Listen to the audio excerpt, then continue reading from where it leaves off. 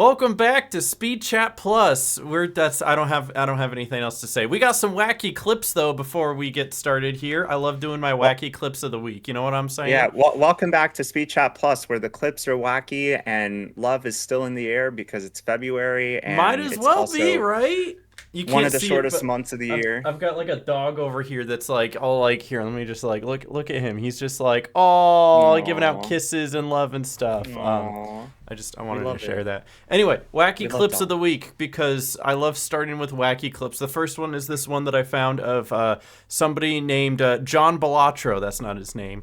Created a 755 card deck Oh and my got an God. insane hand. No jokers, by the I got way. a text message. No jokers on this. And just has like something. Brother. I don't even. Katie was telling me Something Faith about was the deck snoring makes it earlier, where like making if it's sounds in in her your sleep. hand, All right, let's then it go counts it, and he pets. was able to expand his hand to have like 448 It cards. says 448 out of 4 cards. Like, you can't even. I don't know how he he did this. Velatro's a crazy game. We got one Oh of those my like God. 2.5 to the E power. Whenever there's an E in the number, you know it's a big number, you know, and Look it's at all the trying cards go. it's trying to at 'em go. discard them. What's going on? Look at him go. Do you think he made enough for the ante? He's got Nanny Infinite, so I think he's good. I think he's good. Yeah. Oh, that's just crazy to look at. That's so. awesome. Oh my God. Wanted to share that because I love sharing wacky clips. But we actually have clips from us, and by us I mean you this time, because you've been Yeah, I playing wanted to share. Pokemon I've been playing Legends a lot EA. of. Yeah, I've been playing a lot of Legends EA on my new Switch 2 that we recently Ooh. got. And I've been having a ball and just going through the quests and the story. And while I am going through the game, random stuff like this happens. You look so Ooh, engaged. oh my too. God. Oh, that is a shiny. It's just like No way. boom, was Shiny right Ghastly. there. Literally around the corner. It was No, just my progress lurking. can't be saved. Oh Oh, yeah, my I also God. couldn't It's a- save my I'm progress because either the battle catching it or started I'm because failing it. I didn't know it was there. Ah. So if I didn't So catch this it, is I would have this is failed your it. all-in-one Shiny right there. Ghastly. Just about. It's We easy to caught catch it. though, so Yay! I caught it. Oh yeah, that's not I too was a little bad. nervous though. Let's Yeah. go. I was just shocked that Yay! literally Ghastly. like a ghost spooked me around the corner and then sparkled. Like That's what Ghastlies do. Is they lurk around It's what corners they and go do. boo. But Yeah, apparently that's so not the only shiny you're getting. What are the shiny odds in this? Do you know? Is it I've like found probably like half a dozen random shinies on the streets of that's Lumio City. crazy? And I don't even have like the shiny charm or any modifiers. The base odds, okay, here's my fun fact. So everyone knows about shiny Pokemon. Mm-hmm. The odds for the very first games, red, blue, stuff like that, Mhm. were 1 out of 8,192 Yep. chance to In find the a in like shiny the Pokemon. OGs, yeah. Yeah, but Pokemon X and Y, which is this region in like 2013, they were the first ever region to half the odds to 1 out of 4,096. 4096. Yep. So shinies kept popping up a little bit more moving forward. Half And the odds, when and you're suddenly they're just everywhere. yeah, and the thing here is that like you're running around encountering all kinds of different Pokemon that load into these wild zones, so you're more likely to maybe see a shiny along the way. Yeah, so it's like Um, it's running multiple instances at once instead of just yeah, one at a time. yeah. So It says I was this here is for this. another. What do you see that? There's my name. Was I just Yeah, lurking or something? I I think must you have were brought up your lurking. stream and walked away or something. Yeah, yeah, I I try think to do so. that whenever I see you live, but like it's like I don't Yeah, remember this. yeah. Well, you were there. Apparently, I was there. So here I am entering Wild Zone 3. Walk right into it. One of the first wild zones. Wait, you Oh, is the did, clip muted? no? It's There's did a you No, shiny. it's not. did you hear it? Oh. What did you? Go back. Reset. Is that what that noise is? The ding? Yeah. Oh. Ding. So That's it the gives shiny you like an sound. audio cue to let you know There's a that shiny. there's one. You don't even know Everybody what it shut is up. yet. There's a I shiny. don't even on- know what on- it is. There's a shiny So here. this There's is a me shiny here. figuring There's a out what shiny it here. is. Okay, everybody shut up. There's a shiny Pokemon here. We've saved Everyone be Everybody quiet. shut up. Where's the shiny? Where is it? Where is it? Where is I'm it? like I'm looking. I'm like, Chat, there's a shiny Pokemon. It's somewhere. I did not see the sparkles. This always happens to me. Where is it? Oh my god, Oh it's yeah, shiny because you can Esper. see those two are different Okay. colors. Yeah. Yay, it did it sparkles again. Yep. Woohoo! You know, now that Let's I see this, there's a go. good chance I've probably have come across a shiny and just like not even paid attention. Because Right, I like, ain't it's so looking, possible. man. It's so possible that you aren't looking enough, and you might actually like despawn a shiny that spawned in. So Oh, yeah. that's so good though. So hey, that was a So, real yeah. treat. Thank you for sharing those clips. You've been Yeah. playing a lot of Legends ZA recently, huh? Yeah, I just started the Mega Dimension DLC, so I'm making a lot of donuts and going into these hyperspace thingamajigs and finding Pokemon I haven't seen yet. So it's a lot of fun. Nice. And I'm also discovering new Mega Evolutions that I did not know existed. There was one yeah. that I won't. I mean, the game's been out for like 6 months, so I can probably just say it. Oh, right? absolutely, Like, yeah. If you don't want a spoiler, click off in 3, 2, 1. Okay, so in the DLC, one of the first new megas that got revealed was Megastar Raptor, which is like one of my all-time favorite birds from Gen 4, and I was like so excited. I was like, "Oh my god, I can't like how did I go this long without knowing that this existed?" Like it's so nice to play through a game that a lot of people have played through and like, you know, still discover things that I didn't know about for the first time, and people are like really enjoying those like genuine reactions cuz like that's what like people enjoy like That's what seeing live these days. streaming Like is for, really, is be yeah. able to be part of that reaction, be part of that moment. Yeah, we see like the reactions from like Jahara Jade, for example. All her like Mhm. Pokemon Digimon reactions are like going viral because she is getting into the like series for the first time. And like so when Hisui and Growlithe evolves into Hisui and Arcanine, she's like freaking out like, "Oh my god!" And like everyone's like genuinely loving those like reactions, right? So That's shout out awesome. Jahara. Yeah, people love just, you know, these franchises that have been around for so long, but like seeing people that are genuinely experiencing these games for the first time uh in 2026, I think is what a lot of people like to see. Oh yeah. I mean, that's not the only thing that you're playing recently, though. You were mentioning even No, yeah. before we started recording, you're like, I got some early access to something, and then you wouldn't tell me what it was. I would not because I wanted to tell on the podcast what it was. Okay, well, Which tell I don't me. What really is it? well, I don't really have any like visual aid to go along with this, but I just before like we sat down to record, I got an email from Capcom and Ooh. they are giving me a code for Resident Evil Requiem. Nice! By the time this goes up, Congratulations! we already like the embargo should be up, so Oh, yeah. that's why I'm saying it now. Like, reviewers got the code, like, Yeah. 2 weeks ago or something like that. And so all those reviews Yeah. are out now, and apparently they like it a lot. So, hey, Yeah, if you know I somebody mean- from Capcom, send them my way. I could really use a code too. I'm throwing it out there. I have it on my list. I want to play it.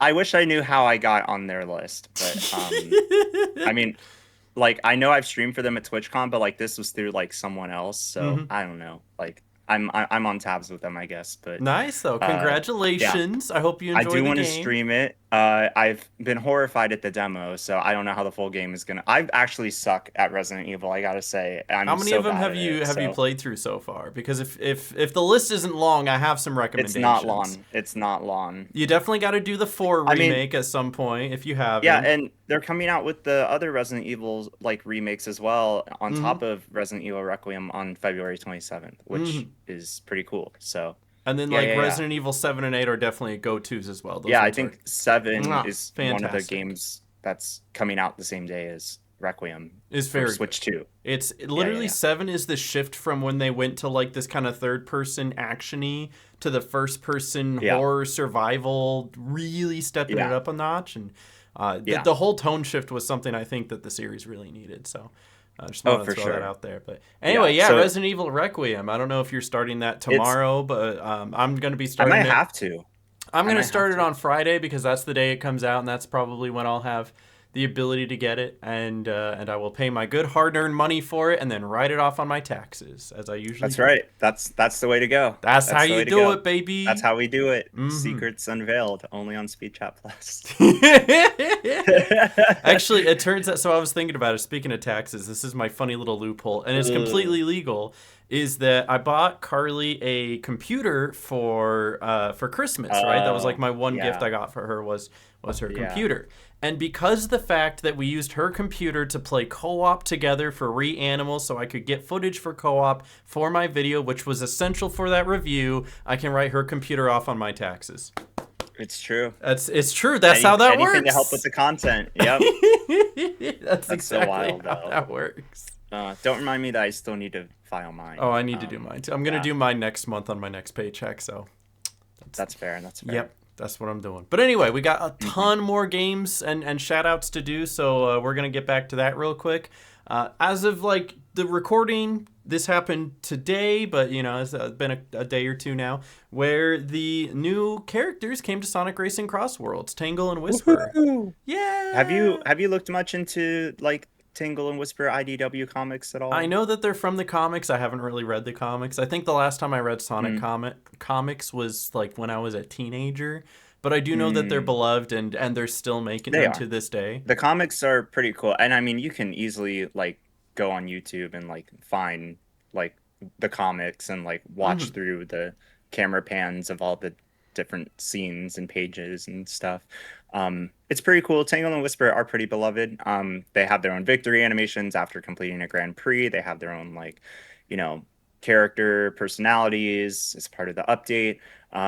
Sonic Racing Crossworlds has been like going hard with a lot of these like new characters and the festivals that they do online. They're doing a Tangle and Whisper one as well, so you can get like exclusive items. So don't miss out on that if you're playing a lot of Sonic Racing Crossworlds. I need to play it again.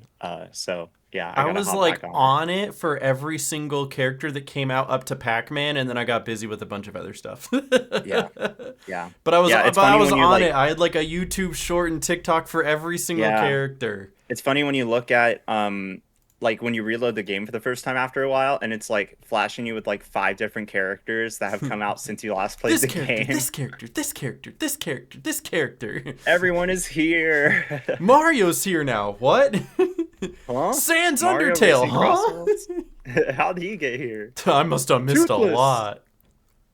Toothless. But yeah, that's another little shout out in case you guys missed it. We do have a few other things. This one is definitely a little quirky. This is something that you sent over. I just found this literally like, in the past hour. Within the past hour, GameStop trying to make history with a world record, getting the most Marios in one place at one time. So it's going to be the biggest gathering of Marios in history at GameStop, New York City. Do you think there was a record for this like beforehand, or do you think it's like they're trying to set a record? Because a lot of these like Guinness World Records things just like aren't official yet until they're like, let's come up with an obscure category and then make that the record. And then it would be you got to think at like a regular Comic-Con, there's probably at least like 100 Marios, you know? Okay. It is a Guinness World Record. You ready for this? So the largest gathering of people dressed as Mario was achieved by 230 participants at an event organized by Red Star Macaline Home Furniture Shopping Mall in Chifen City, Inner Mongolia Autonomous Region, China, on August 18, 2010. And the participants, the fun fact is that they were school students from Chifen City. So it was a bunch of like it was basically a student body that actually attempted and broke the record, and it was certified in 2010. So it is on the Guinness World Record website. So this is something that GameStop could actually try to break if they get enough participants. So they would need over 230 some odd. I think and it makes sense actually that they're doing this because it's Mario Day. March 10th, on March 10th.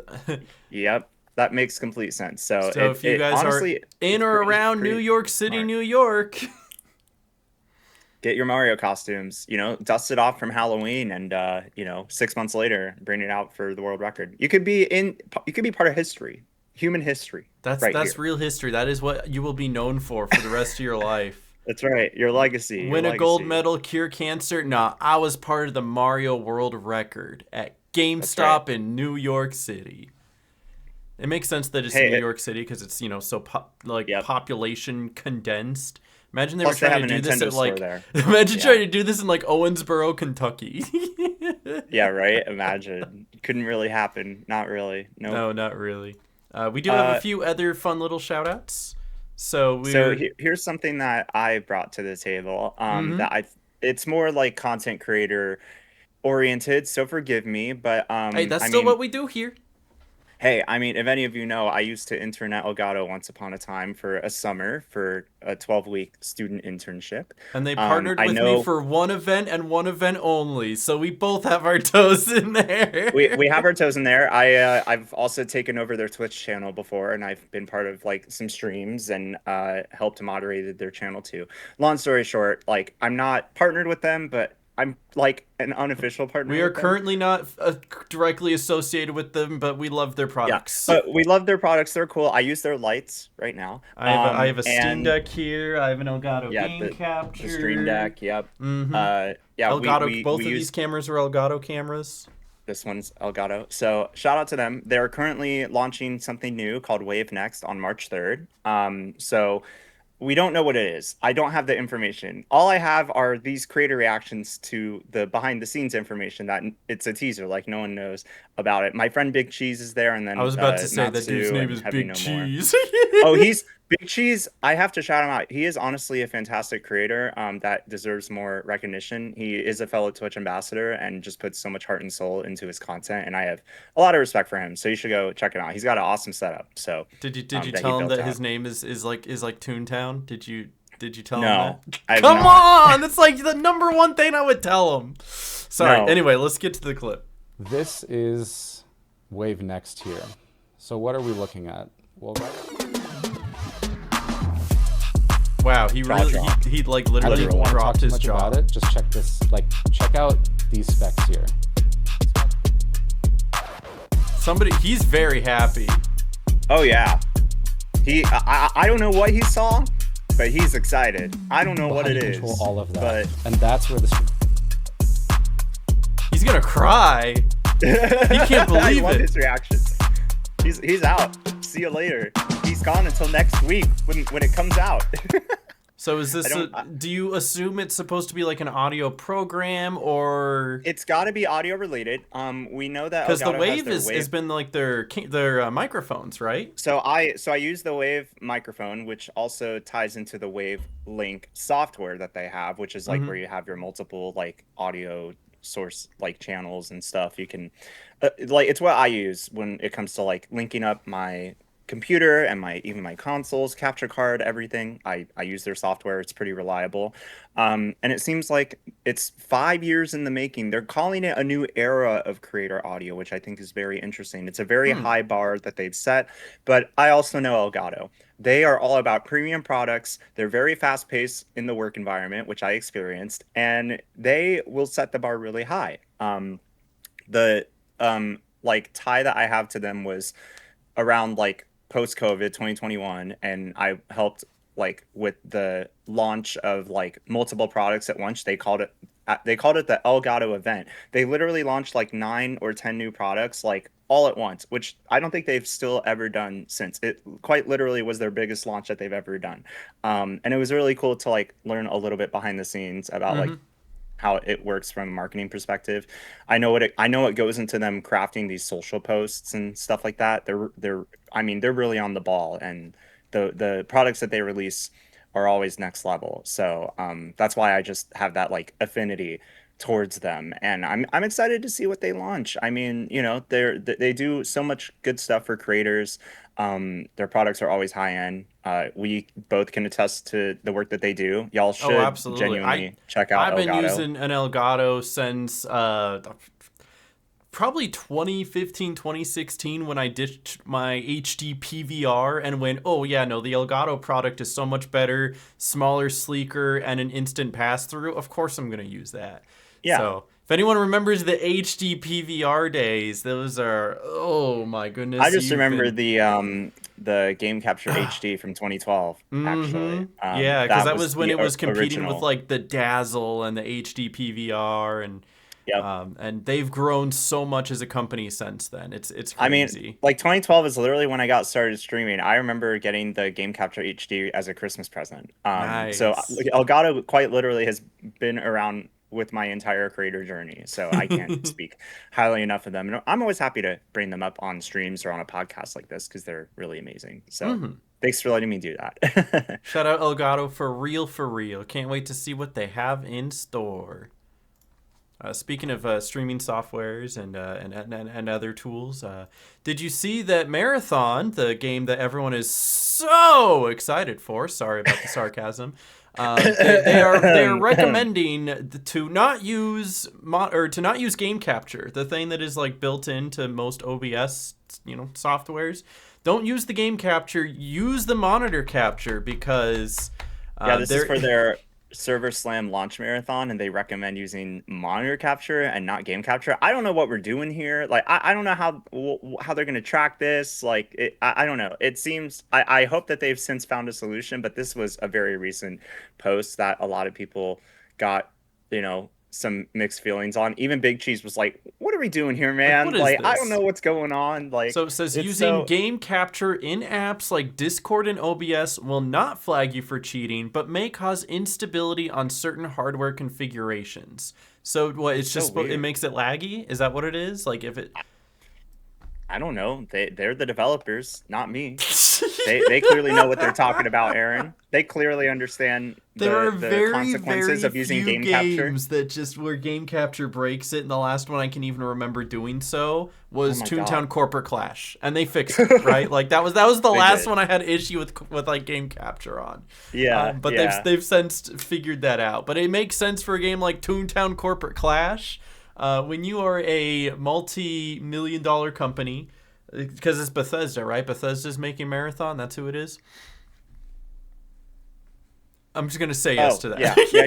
Yes. Sorry, I'm pretty sure it was Bethesda making, and they are known for making these games that a lot of people have known and enjoyed. They were behind the original Halo. They put a lot into Destiny 2, and they're aware of how much like recording and streaming is part of the gamer landscape, and one of your easiest and freest ways of exposure and advertising. So to not have your game ready and accommodated for that is just a big swing and a miss, right? Like they can do whatever they want if they don't want to accommodate it for streaming and video sharing and whatnot. But like it is going to severely hurt them if launch day happens and all these streamers are trying to stream the game and having troubles, and the first impression a viewer who has not played the game yet is watching their favorite streamer complain about not being able to stream the game, that's already a red flag right there. So yeah, regardless of if the game is going to be good or not, it could be detrimental just in that sense. Coming from somebody who has streamed a game or tried to stream an update for something and then not having it work and then everyone going, boo, this sucks. People will jump on first impressions so quickly. Oh, 100%. Mm-hmm. Yeah. But to be fair, I'm not going to be playing Marathon. Are you going to be playing Marathon? I had access to like the alpha. I may have hopped on like once for like a few moments, but I didn't really like lean into it as much as it's just not my I'm not even gonna say like positives or negatives. It's just not my type of game, right? Like and I that's never fine. really got into Destiny and it's I think okay, but I'm just I think people forget that like popular games are not always for like everyone, Oh, you know what? That's because one of my favorite things about gaming is the fact that like, hey, listen, not every game is going to be for you, but there is a game for everyone, right? Like there will be a video game out there that your dad would like, that your sister would like, that your aunt or uncle would like, that your niece or nephew would like. There's a game for everyone's. Yeah, game for everyone's tastes. The chess players have video games. They have that chess roguelike, you never know what you'll see at some of these gaming conventions. Chess.com has had some massive booths at TwitchCon before. Mm-hmm. I've seen DreamHack events where GeoGuessr World Championships take place. Yeah, seriously. Yeah. I think they had that at DreamHack too when I went in Dallas and I said hi to you. They literally had that stage in the middle. Like, they had the risers around the little like stage and stuff. That was kind of quirky, but it was cool. It was genuinely cool. Gaming is for everyone. Gaming is for everyone. Mm-hmm. Exactly. So speaking of gaming being for everyone, we actually have some games that we're going to shout out here because they are either getting release dates, pushed release dates, or new, what's the word I'm looking for? Trailers. Trailers, news, stuff like that. Obviously, the first big one, this was announced not too long ago, just yesterday. Let's cut to the chase. Marvel Wolverine launches September 15th. Clear and simple, straight to the point, release date. And so now I'm calling in sick for work on September 15th. Hey, We're gonna Twitch start can't seeing show those- up. I'm gonna yeah. be streaming Wolverine. They're like, Yeah, we're "That's- gonna be like- you're stupid. That's what you would have been We're doing." gonna see like TikToks of people going up to their supervisor being like, "Yeah, I gotta call out for September 15th." Yes, Why? I'm gonna be Marvel's preemptively Wolverine. sick a week and a half from now. Yeah, so I already know I'm gonna be sick in like 3 months. I can actually see the future. Yeah. Marvel's Wolverine is gonna be great. We already know that like Ratchet and Clank has been great. Spider-Man has been awesome. I Insomniac mean, Games. they put Insomniac. out I don't think there's bangers. been a bad Insomniac game. At least not Honestly, within the past 20 years. Yeah, they are the goats of like PlayStation Studios. So Mhm. you can wishlist this right now, and as you should. Honestly, it's gonna be amazing. I didn't wish list it. Yeah, I probably should though. I'm gonna do it. How dare you? I know. You know what? I'm doing it right now. Let's do it. Live on stream. As you should, Caden. Live on on stream. Let's do that. Store.playstation.com. This is how we do it, baby. Does it where? I'm gonna have to search it. Wolverine. There it is. Announced. They won't even tell me a Announced. price yet. They're gonna make it $90. It's on my wish list. Let's go. Yay! I love how it's You're RP. wishing We and all you're know it's gonna be. listing. It's gonna be rated M. It is like. Yeah. I saw the Yeah. trailer. I know it's gonna be rated M. Yep. But as one game gets a release date coming soon, we have another one that unfortunately gets pushed back. So, Aw. Mouse PI for Hire is one that we were both looking forward to, and I know we've raved about this one for a while. Like, and we've it's put in actually our really interests intriguing. to let them know that we're interested in it. So hopefully, when it does get around to now April 16th, we'll be able to share this with everybody that we know, share with our communities. They're in the final stages of development. They just want that extra time to polish things up. And I've seen the game not only just from trailers, but Summer Game Fest. When I got to go cover Summer Game Fest Play Days last year, I got to sit down and watch a presentation of gameplay, and it looks awesome. I like this one, and they were even at TwitchCon. I think they had a booth in San Diego last year. So they're making the rounds, and now it comes out April 16th. Something to look forward to. Mid-April. Hey, maybe we'll play the game while we're fundraising for St. Jude on my channel. So That'd be that should cool. Really cool. And it comes out just before Level Up Expo, another big gaming event that the both of us are going to go to. So yeah, April's that going to should be also busy really for fun. me because It like that's is. actually around my dad's birthday, and my dad and I were going to have something Aw. planned, so hopefully like there isn't too much conflict there because I always want to spend time with my dad. The fun story is that he's actually coming all the way to Wisconsin, and then we're taking like a trip up to like northern Wisconsin where I don't really know what the exact get together is, but there's like an event being held up there where some of the members of the Green Bay Packers are showing up for like a meet and greet, and so him and I are gonna go to that together, and that's gonna be really cool. So. Tell me you're a Green Bay Packers fan. I'm just kidding. It's what I do, you know. I play No, video but- game. I watch Green Bay Packer. That's it. That's my whole personality.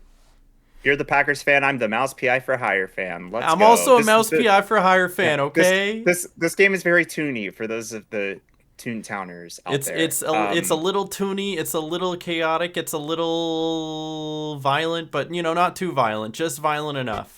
Right? Exactly. It's always it looks so good, dude. It's the boiler. You see that? It's the boy. It's from Oh my God. Toontown. I Oh can't my God, believe the it. boiler. It's the boiler. Oh, there he is. Oh my God. If y'all have not looked into this game, I mean, just look at it. You absolutely should be watching every single trailer and getting more of a feel for how awesome this game is. The UI. It's like the Doom meets mechanics. Cuphead meets Toontown. Basically. Yeah. It's honestly pretty cool. Mhm. Yeah. I also forgot to I'm gonna pivot unless we have anything else to mention about this game. No, you're good. We can pivot. Because I forgot to link this that the Toontown Gotta get our Rewritten Toontown Makeshift plugs. campaign. It's already ended, but 690 Cellbot Boss enamel pins were sold for the collections, so it's been fully funded. 345% funded. Jeez. Yeah, so I think they're gonna be sent out in May. Yeah, it ships May 10th. It says so. Yeah, it's pretty cool to see that. Like Toontown Rewritten has been doing so many of these like campaigns in support of Child's Play charity, and helping ensure that like these kids, can be treated well and have smiles on their faces. It's easy to forget why Toontown Rewritten is always doing these cool things, and it's because of charity. So, I mean, the card looks really cool that it comes on, and only a certain amount of these are going to be made. So I bought mine, and I'm really looking forward to getting them in the mail soon. So Nice. should Looks be like really they were exciting. aiming for 200 and literally got almost 700. It's pretty good, right? That's Like, crazy. yeah, I mean, the Makeship campaigns they've done have been like all nothing short of successes. So, but it's the first time that Toontown Rewritten has done a campaign that wasn't a plush. So it's a little bit like, okay, testing the waters, right? To see like how different is the reception going to be from like the plushies versus the pins. I think plushies are more popular, but pins are more accessible. Like they're just usually cheaper. Yeah. So Yeah, so it's worth noting that every plushie on the Toontown Rewritten store that they have, every plushie campaign they've done so far has sold 1,000 or more. But the pins sold almost 700. But that's not to say that the campaign was not a success. It's No, just definitely it goes not. to show how like the plushies, of course, make a big difference, and like everyone loves plushies. I mean, the amount of plushies that I took back with me from Japan is a little embarrassing. the amount of It hurt my plushies you got wallet on your bed a right lot. now that we can see behind you. Just every time you What? go like this or No, like that or no, like no, that or no.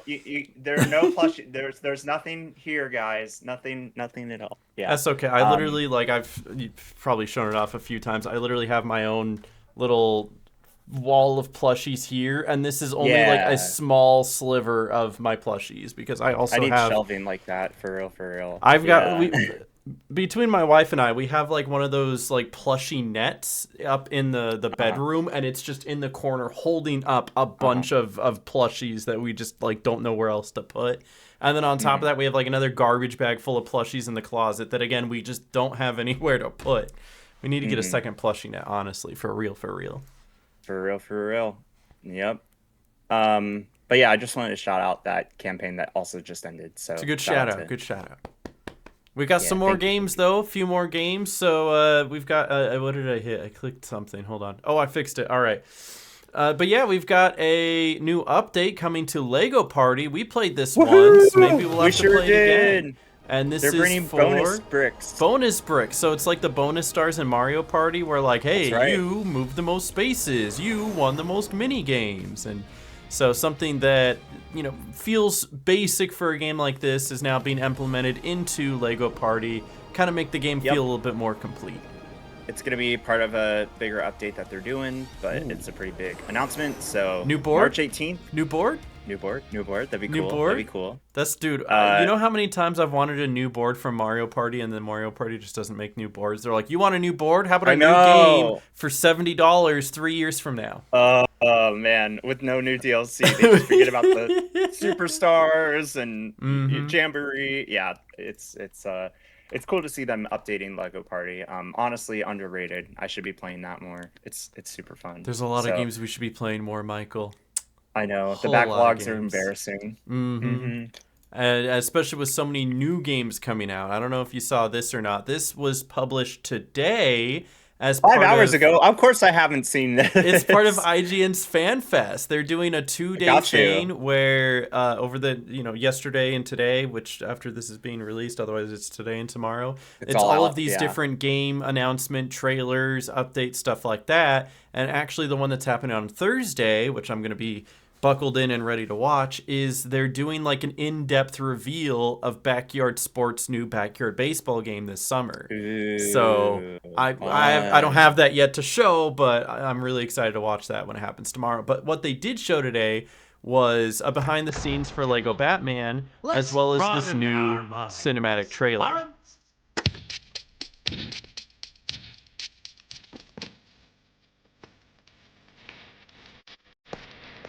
Yeah, I cannot tell you how much I'm looking forward to this game. Like so much. Like, It's very highly anticipated. It Oh, really yeah. is.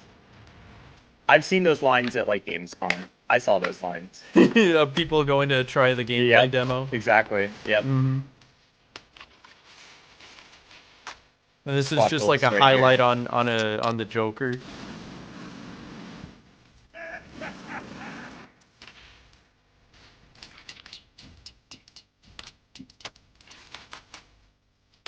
Okay, Jigglypuff. Drawing all the markings. Mm-hmm. He seems happy. He sure is. They're just, you know, that's what I love about these games. They're just here to have a good time, you know? They don't take themselves too seriously. But literally, this is meant to be like the size of the Lego Star Wars Skywalker saga, just in like Batman form. And hearing that means, oh, this is gonna take dozens of hours. I cannot wait.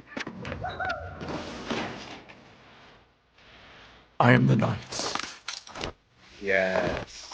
Let's find out what's going on here. And that alone was like enough to get people hyped, you know? And Of course. Still got May 29th. May 29th. pre-order Okay. now. Let's go. Looking forward to that I one. don't know. I just wanted to share that. But it was also a good segue into As you talking should. about backyard baseball as well. So, you know, there's that. Anyway, still got some more stuff. Like, did you know that Overwatch is also coming out with a new game? Did you know that, Michael? Did you know that? I sure did because I shared this one. It's Yeah, called you're the one Overwatch that Rush. you're the one that shared it with me, and then I saw it and I went, oh. But it's in early development, so sorry, Reinhardt. There's some typos. There's typos. And it is Right. Can't remember. Top which- down. it's League of Legends. Nice. Awesome field. There we go. Yes. It's MOBA, League of Legends. And It's this got is that for same mobile as iconic well, map. right? Like you can tell the Gotcha. little It looks icons like here it's means for yeah, mobile. this is it's Cyber. it's a mobile. That's It's a what mobile MOBA, Yeah. which you know Keep that's what MOBA going. stands for, There we just go. They're mobile. pushing on. But it's MOBA, my MOBA. I'm very curious what Oh, the they community just- thinks about this oh, one. We have to get out. Yeah. I mean, it's Overwatch, but it's Ryan in the you middle. know. Ricochet, It's Ricochet. dude, I can't Mobile. believe how blatantly Top they're copying Pokemon Unite. Make him regret it. Can you believe it? But yeah, no, this is literally. So it's still like Overwatch in the sense where you It is. are trying to cap the point in the middle and there's percentages and it's just not an FPS. It's just an MOBA type where it's top down and makes it feel like Okay, yeah, I'm coming. Pokemon Unite. Coming. It does. Pokemon did it first, chat. Pokemon did it first. Maybe it's just because I have such a bad taste in my mouth from like Overwatch and what they've done with Overwatch over the past several years. But Overwatch 2, I mean Overwatch. Overwatch 2, Overwatch. I mean, I don't know. Live service games, especially when they're trying to pull out mobile ports like this, it just doesn't make it feel like that this was somebody's vision, and this is just trying to take advantage of a market, you know? Especially since mobile gaming is larger than PlayStation, Nintendo, and Xbox all combined. It's astounding how like popular the genre is. It makes sense that there's so many different gaming companies trying to take advantage of the mobile space, and where it makes sense, I get it, right? Like backyard baseball going to mobile makes so much sense to me. They probably made 10 times as much selling backyard baseball on your phone than they did on Steam. I would fully believe that. But I just don't think Overwatch is the way to go. It's interesting how that's just me. like the broad appeal of Overwatch has like shifted over time. Like I mean, I still remember like getting so into the Overwatch League like back in like 2016, and 2017. the golden days. I miss Sunday it. morning was like my schedule was I woke up, I played like 2 hours of Overwatch, and then I went to church. That was like every Sunday. I had it planned. And and now I don't think I've touched Overwatch in years, like literally years. Well, but there's now still you can people, on your mobile device. So there's still people who like play this every single day and are still raving about it, and then tell me, be like, hey, so you're hopping on Overwatch, right? And I'm like, no. Our friend Javi, you know Javi, he still plays Overwatch, and he's still like, whenever we were watching football together, he'd be in the call and he'd be like, hey, so anyone else want to hop on Overwatch? And I'm like, no. Oh, but yeah, no, it's still alive and well, and because mobile is so accessible, I anticipate this will probably do very well from them or for them. Yep. Regardless of what I think, it will do well for them. But, you know, just taking a little dip outside of the gaming space, you did see this, and I know I saw did. this, and we talked about it I briefly. did. But Toby Fox is really excited to announce something for Toy Story 5. And I dare not click that because Disney will take down this video and podcast so Right. quick Well- if I hit play. We'll just stare at Sporky just living his best Sporky's life. beautiful. Honestly. I love Sporky. Yeah. But- So Toy Story 5 comes out. Toy Story every year comes out around my birthday. Every time it comes out with a new film. So on par with that. Literally is a day after. That's 19. crazy. Yep.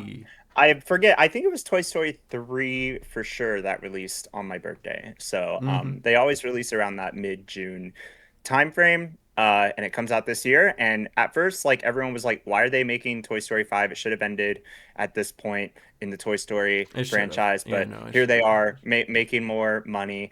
I watched the trailer very skeptical, like everyone else. And when the trailer ended, I was like, "Wow, they actually hit some like good points in the trailer. Like there were some lines that were pretty hard from like Tom Hanks, and I was like, okay, I see the vision. I don't know how it's going to be received, but like I'm interested. Like I'll go see this, you know. I'll say It's this the whole- about the trailer at least. The trailer is trying to paint the lily pad, the iPad character, Yep. as the bad guy. And although that should be where they lean into this, it would be great social commentary to pose the pad as the bad guy and show the negative effects of sticking your child in front of a screen at a young age and how you need to be a real parent or allow them to use their imagination more to develop that part of their brain as they're growing up instead of just being fed content from a young age.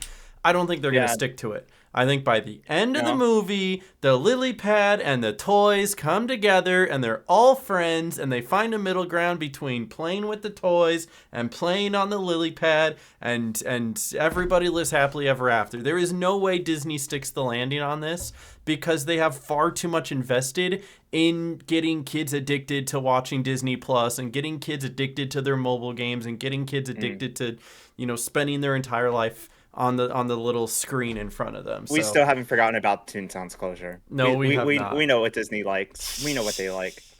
But Yeah, it's a good idea, but I just don't think they're gonna go through with it. Yeah, we'll see if they stick the landing with the ratings. So it's to be determined in mid-June. You know what Look I've out learned for about more. ratings, especially when it comes to like movies and video games and stuff like that, is that there is absolutely like it means almost nothing, right? It means almost nothing because when you give something to the masses, it could be something so intelligent that challenges you and is thought-provoking, but it might be too challenging for people and that way they don't like it, boo, it's bad, right? Or you could give somebody the most just shoveling slop towards them ever and they love it because it's easy and it spoon feeds them and it makes them happy. Overwatch. Sorry. No, I'm kidding. But What was that? it is Huh? it is so difficult to like really take people's ratings and reviews to heart because of the fact that different things will speak to people in different ways. Yep, You can hit the sure. check marks on everything that makes a good movie or makes a good video game, but the fact of the matter is that art comes from the heart. That's why they rhyme. Yep. And everybody will interpret it differently.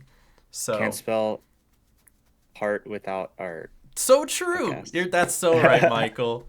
But that's unfortunately where a lot of Disney movies have gone recently. Is they take the art out of, or they take the heart out of the art, which whatever it is, they play it way too safe. They try to appease everybody, and it gets a solid 7 out of 10. That's good enough for them. It made a profit. On to the next one. Tax write-off. Yeah, when was the last time a Disney movie challenged you? Can you remember one? Challenged me in what regard? Just Made like, you think about something differently. maybe think about something differently. I don't know. I mean, because a lot of these Disney movies have like messages that are like behind them. Like, I don't know, like Zootopia 2 had some like messages that they try to get across at the end of the film. But I don't know. Like, in terms of something that I thought about differently, I'd really have to think back to like the catalog of Disney movies. I always I don't know. appreciated, I don't like, have at an least answer. the films when I was growing up had, whether I realized it or not, had their own subtle kind of reflections on society or current events And I just feel like they don't really do that anymore. But that's neither here nor there. That's just a little rant I went on. The point that we're bringing up here is that Toby Fox had something to do with this. Wow. Whoa, look that's at crazy. That. Toby Fox. He's there. He's involved. He's usually the final boss scene's about to go crazy, y'all. What is it that Toby Fox really excels in? Do you think it's the music, or do you think it's like the designs, or because he basically made all of Undertale from scratch just himself? And hey, Deltarune Undertale is and mostly Deltarune, him. they are fantastic stories. So he's also a good storyteller. So I'm if wondering he can tell a story through his compositions, then I'm wondering if he helped with the audio, like with the music and the score. So maybe that's what it is. But I guess we'll have to wait and see. The Lily Pads theme has to be Toby Fox. It has to. The lily pad comes up, Megalovania starts playing. Maybe there's an Undertale reference Easter egg in there. Ooh, maybe there is. We'll have to wait and see. I'm gonna wait until the credits and be like, Toby Fox! It's Toby Fox!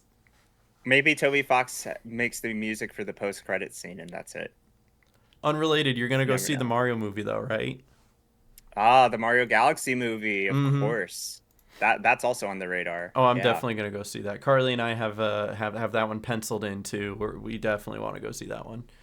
She even got like little Yoshi cookies from the store, and she's like, "Oh my God, they're Yoshi! I love them so much. We're gonna go see the movie just so I can see Yoshi." And I'm like, "Okay." Are you seeing it on release day? I don't know about release day. We don't have tickets purchased yet, and I don't know how far ahead we have to get tickets purchased to get it. Idea, if you're coming to Level Up Expo, we go see it together. We could. You're right. We should. Even if it is our second or third viewing, we should still do it. I think so. I think we just pencil that in our calendar. Let's pencil it in, Michael. It's a date. You, me, and my wife. Aww. The third wheel. Yeah, well, it's okay. We'll apologize to Carly later. Anyway, speaking of Nintendo, this actually has nothing to do with Nintendo. It's just somebody called My Nintendo News. Did you see what they're saying about Rayman? I did not. Okay, well, you can literally take most of the context just from the title here. Ubisoft says they look forward to talking about what's next for Rayman soon. TM. If you didn't see it, which I'm sure you did, Rayman's 30th anniversary is also this year. And I it is think 30th, we talked right? about the collection. The collection, the port that came out, and the music that was, not everybody was happy with. But that's not where they're stopping, right? They didn't just release that and be like, let's forget about Rayman again. Rayman had like 5 mainline games, and the last one was Rayman Legends. Do you know what year Rayman Legends came out? I don't remember. I want to say 2013. It has been that long since a mainline Rayman game. Let me look this up. Let me go. Rayman Legends release date. It was 2013 is when Rayman Legends first came out. So it has been 13 years since our last mainline Rayman game, and all they've been doing in the meantime is like Raving Rabbids stuff, like mixed with Nintendo characters, and then putting Rayman in like an anime where he's in his underwear and snorting cocaine. It's weird. I don't know what they're doing with that character, but it looks like they're finally gonna bring him back for something. Don't know what, but something. And so maybe we'll finally see a mainline Rayman game again. Maybe it'll be 2D. Maybe it'll be 3D. Who knows? But it got me on this kick now where, since I have nothing to do in March anymore, since Mouse PI got moved, I'm going to go through and play all the Rayman games and make a big video about it. That's what my next project is. So I like that. That's cool. I'm looking forward to that. But I've loved Rayman. I grew up playing Rayman 2 and Rayman 3, the 3D ones. And then ended up playing Rayman Legends and Rayman Origins like later down the road when I got them on sale for PlayStation. And I've always loved Rayman and Glowbox and all the funny little characters they got. So I'm really looking forward to see what that future news is, but we just don't know enough about it yet. Nope. But hopefully there will be news soon. Maybe this summer. You never know. Apparently there's a lot happening this summer, so I guess we'll have to see. True. I mean, Summer Game Fest could be a good time for them to do it because that's happening June that was announced, 5th. right? It was announced, so they're doing tickets Summer Game on Fest. sale now. Yeah, we don't have the tweet, but it's Summer Game Trust Fest, me, June 5th. it's happening. It is happening. It is happening. So mark your calendars for that. What's You know this? what else Dan is Clancy's on the happening? screen. Yeah, Dan Clancy's happening. What's Twitch will happening no with Dan longer Clancy? enforce against streamers who display a combined chat. I'll just let the clip play. This should never have been a rule. This is something that, in most cases, we had not been proactively managing or policing. Yeah, they weren't like combined chat on enforcing screen. it, but it was still But a it was the rule. case that if a report was made, then we were issuing warnings. And that was what happened recently for Gigook. And I don't think, in hindsight, we've definitely heard the feedback. And so to be clear, we are updating our enforcement guidelines to make sure we are not issuing enforcement actions for integrating combined chat on the video from your stream, such as what happened with Gigook and what he was doing when he received the warning. Now, it's important to note the streamer is still taking responsibility for what happens in the chat from third-party platforms, since we don't control that. So basically, long story short, people were getting warnings / bans, not many people, but if it happens once, it's enough, for having If a hater reported your channel, then you would essentially if you had a get shared combined flagged. chat, then you were flagged, you could get suspended, stuff like that. The reason for that, the behind the scenes reason, is that if Twitch can't be liable for what's happening on other platforms, and their kind of secret reason is that they don't want you using Twitch as a way to tell people to go to a different platform. Oh, you see YouTube chat on the screen? Go over there, guys. They don't want that. They want people to stay on Twitch. But Exactly. the thing is even though that was written in the rules, they never really enforced it. And so the fact that this came up one time is what brought light to the whole thing. Dan Clancy's saying, okay, we're not going to make that held against you. The only thing that can be held against you is if something bad happens in one of those chats on your screen, and that gets reported, like if you're encouraging it and you're not taking action against it. But that just goes same with Twitch chat as well. Every single time you run Twitch chat on your screen, you're running that same risk. So that's what he's saying in a nutshell. That big drama that everyone cared so much about a week ago, I would say has a happy ending now. I mean, this has actually been something that has bugged me for a long time and bugged a lot of creators, that it's a rule that never really made any sense to be in place, because the simulcasting guidelines for Twitch were updated after TwitchCon Las Vegas, when everyone was really excited that we could multi-stream now, except there was an asterisk with like a couple different parts, like for example, like alerts not being focused on like Twitch or anything. I always thought it was weird seeing like that rule, but then seeing creators, I'll shout out Creekcraft, because he recently has been like streaming a lot on both his main YouTube channel as well as his Twitch channel, and he recently was like interviewed by Dan Clancy on like the Twitch channel, and I always thought it was weird because like Creekcraft has his YouTube like alerts and his YouTube chat primarily like on the screen, not really his Twitch stuff, right? And his YouTube channel gets way more audience viewership, and he happens to have like the Twitch stream multi-stream thing going on. But based on the simulcasting guidelines, like he has been like, you know, breaking the rules technically, but like, are they really gonna? But they're like, not enforced. They weren't really enforced. Yeah, they weren't really enforced. So like, I always thought it was weird that this rule essentially was like in place. And I, you know, I'm not the only one that like felt that way too. So it is for some creators a breath of fresh air, and I've seen people say this was the one thing that was holding me back from multi-streaming, so now maybe I'll consider it, because like having combined chat for a lot of multi-streamers is important, because you don't want to miss messages on multiple platforms. It can be hard to manage the chats, the interactivity across different platforms, but now unless you're me, because I get like 3 chats an hour, so it's really easy. Of course. Yeah. Easy.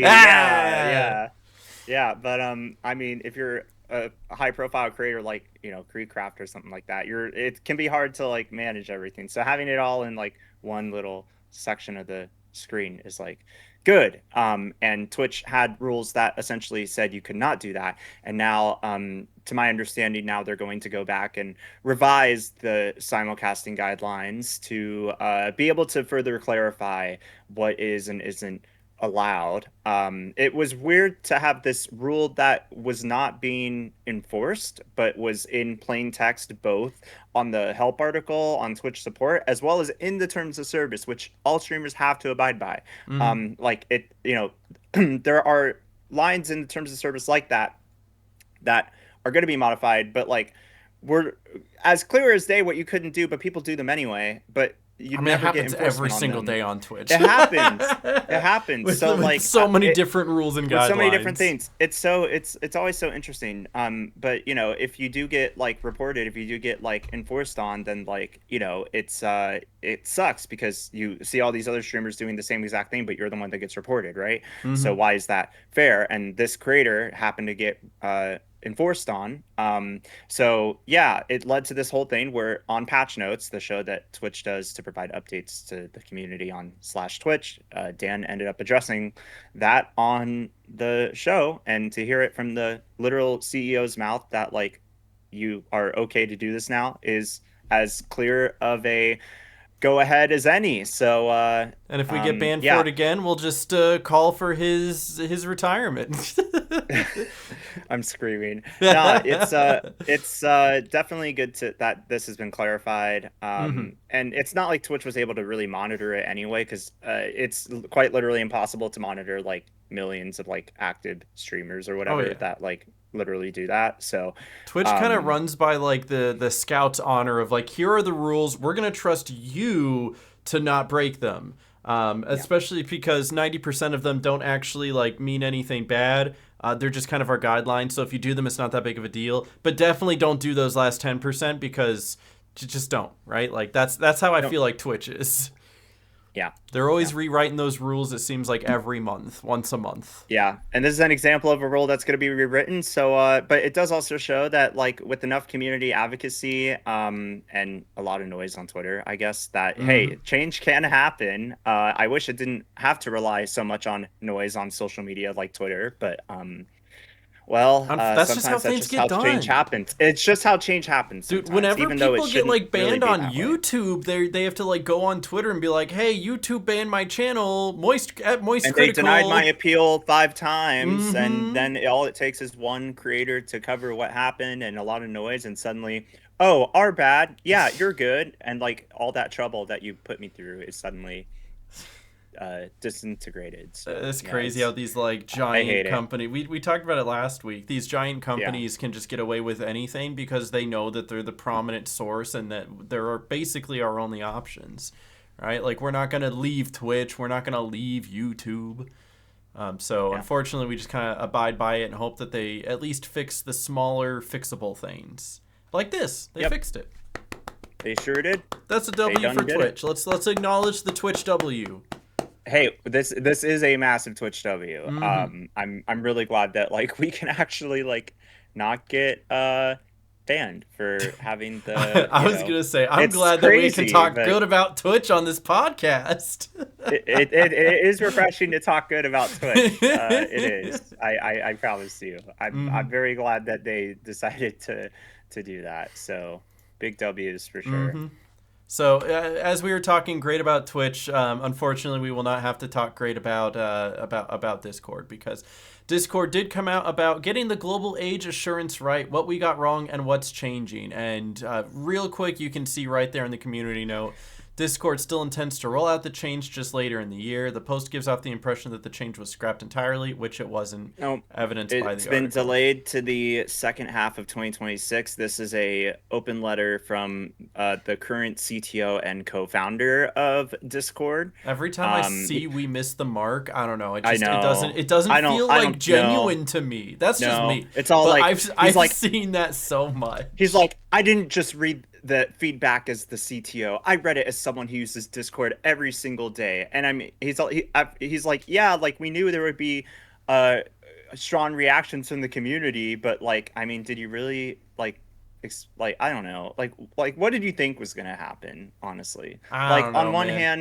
on one hand, like I mean, we talked about it last week. It's like, you know, on one hand, you know, everything probably has all my personal data anyway, but it's still like, you know, not like the way to go about all of this, honestly. Like, I mean, yes, they do stress the fact that there are 90% of users that will never ever have to like worry about this. I would hope it's but more than 90. They say over 90 will Over continue 90. use Discord without needing it. And it's like, I get it. I get why they wanted to put this in the first place, but I just feel like they just lack of a better word, they missed the mark and fumbled it entirely, and they lost our And they're trust still before trying to they do it. even did it, right? Like the big thing here Exactly. They is- acknowledged the like past like instance where the security risk happened. And it's because of that this acknowledged in there. became an issue in the first place. It's not just, oh, we're asking for your IDs. It's, we've had them before and we lost them and scammers got them. And now we can't ever be trusted with it ever again. But they are telling you, they're saying, we're listening, we'll get this right, and when we ship, you'll see it for yourselves. They 100% The problem is still people intend to do don't it. want this to be shipped like No, big they time. don't. Like they just like if they don't scrap it in the second half of 2026, we're going to be right back where we started with all of this. So will that happen? Find out on the next episode of Speed Chat Plus. And it's like, I hate to say, a lot of this shouldn't even be on Discord. They shouldn't even have to be collecting IDs or anything, because of the fact that like all of this should fall on the parents, right? If you have a 13-year-old or younger, keep them off of Discord. Just keep them off of the internet, please. Monitor what your kids are doing. Please raise your kids better. Stop putting them in front of a screen or an iPad and making us have to make a Toy Story 5 to teach you to not put your kids in front of Discord and an iPad. And so now Discord has to pull a card saying, well, we need to collect IDs to make sure people who are on Discord are belong on Discord. But really all of it is just them trying to find an underhanded way to sell your data so they can make more money. So, I mean, we live in a society. We live in a society, everybody. So Next it is question. unfortunate. Yeah, next question. Some of the reactions are definitely interesting. Yeah, some of them especially are just your typical bot blue checkmark reactions. Discord, sir, would it not be easier just to ban sexual content? Maybe. I don't know. Probably. Wouldn't it? I don't know. Yeah, you get a lot of garbage down here, though. Like a lot of garbage. So, and then, people are using this as a way to try to sell their own... whatever it is. Hey, get this platform, get that platform, do this, so I don't know, it's a lot of mess. Discord has too much stake in the game, just like Twitter does with social media. It's just one of the giants, and it's going to be not easy for people to back out of it unless like big changes happen. And age verification is one of those things that has, like, we visibly saw people canceling their Nitro subscriptions. We visibly saw people completely deleting, uninstalling Discord. So I mean, it is one of those decisions that will have major implications for Discord's user base. So we'll see how that goes. Very true. Anyway, speaking of tech giants, right? We were just saying a moment ago. So you saw the Xbox head Phil Spencer is retiring, and Xbox president Sarah Bond, long thought to be Spencer's heir apparent, has also resigned. So it's crazy. The new CEO of Microsoft Gaming will be Asha Sharma, currently the president of Microsoft's Core AI product. So someone who's big in the AI game is now coming over to the game. That's right. And people have some mixed thoughts on this. Yeah, it's honestly shocking that, like, it's one thing for Phil Spencer to retire. It's another thing for Sarah Bond to suddenly, like, get out of the picture, because everyone did think that Sarah Bond was gonna, essentially, like, take over Phil Spencer's role. She was there for a bit. And I saw her like around the Xbox booth at like Gamescom, like doing interviews and stuff. But and I thought, oh, okay, she'll be the next like CEO, cool. But it turns out it will not be her. So this was some news that definitely shook things up. Oh yeah, and you had your own little like thoughts on a theory, right? So we'll go Dan one at a did, yeah. time here. I guess it did come from Dan's Gaming, but this is her tweet. Today I begin my role as CEO of Xbox. Here are my 3 commitments: great games, return of at Xbox, and future of play. Does that mean anything to you, by the way? Like, what does that mean to you? What do you mean? What do you mean return of Xbox? Well, yeah, what does that? Are you just trying to like bring back Xbox get from us the grave? To the glory days? Yeah, is that what you're trying to say? Great games is great, but they've been saying that for the past like 2 decades. And then what is future of play? That is buzzwords if I've ever heard it. It maybe is AI buzzword disguised a little bit. That I don't know, because like the way that the gaming industry is shifting is a little concerning from the AI Asha, side. this is so- like this is like a literal tweet. You don't need AI to write your tweets. or your Microsoft blog posts. True.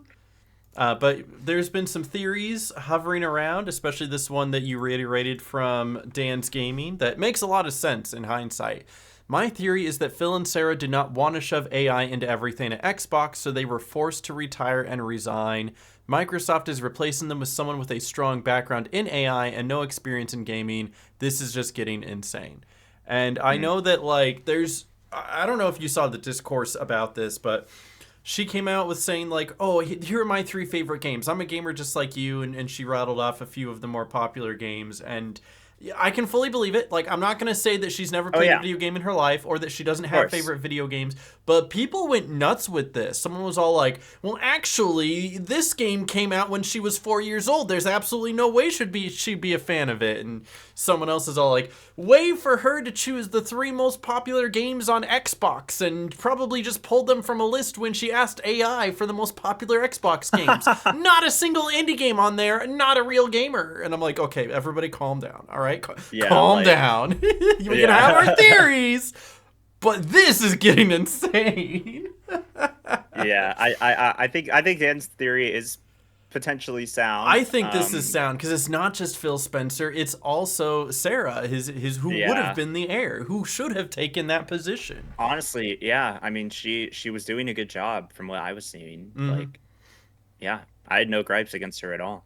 So it makes sense that they're trying to push more AI into things, not just because it's a Microsoft product, but because in today's day and age, AI is being pushed into everything. You're not putting AI into things because you think it'll make them better. You're putting AI into things because it makes them cheaper and it makes stockholder value go up. It prints money. It prints money. That's it. It's prints money. It doesn't make a better product. It's just making your product worth more to the shareholders. That's it. That's why they're doing it. I don't even know if they believe in their own AI, but they're going to keep pushing it anyway because money. Yeah. But that's, if in case you guys didn't know, that's literally the reason why AI is pushed into everything nowadays. AI, if you've been looking at it at all, it's a giant bubble right now that's like this close to bursting because it's just a bunch of companies recycling money with each other, and at some point that doesn't become sustainable. But that's a whole other conversation for a whole other time. But anyway, I already didn't play Xbox. The 2 things that, really I guess 3 things that I play is my Nintendo Switch, my PlayStation 5, and my PC. That's where all my games are. I haven't had an Xbox in forever. I know you have an Xbox. It was a gift to you. I guess you won it, right? Like gift won. I won it at Gamestop. I mean, hey, you want to see it? This is the Epic Mickey, right? Yeah, I got it. That's a good look. That's good looking right there. Only a few hundred of these in existence, believe it or not. So it's a rarity. It's a good one. And you play it. You have like limited games. I do. on it. I do play it. It's the Xbox I use right now. I don't have the Xbox One or Series X or anything. It's the Series S. It's portable. I can bring it with me on trips if I wanted to, or any vacations or anything. So it doesn't have like the best graphics performance out there, but it gets the job done and it works. It's still good. It plays games at a decent level. But I also know that you didn't get it because you heard that there was AI coming to it. So oh no, definitely not. My phone dropped. Sorry. I don't even know if it takes a true gamer to understand what gamers want, because in my opinion, gamers don't even know what gamers want. That's true, and plus everyone has like such strong opinions, and we're all different people. And this goes all the way back to the whole art of heart, where like the individual is what's going to experience something. I love the video games that challenge me, not just in a difficulty setting, but like maybe in a perspective setting. That's why The Last of Us and The Last of Us 2 speaks to me so much, because the storytelling is just so different.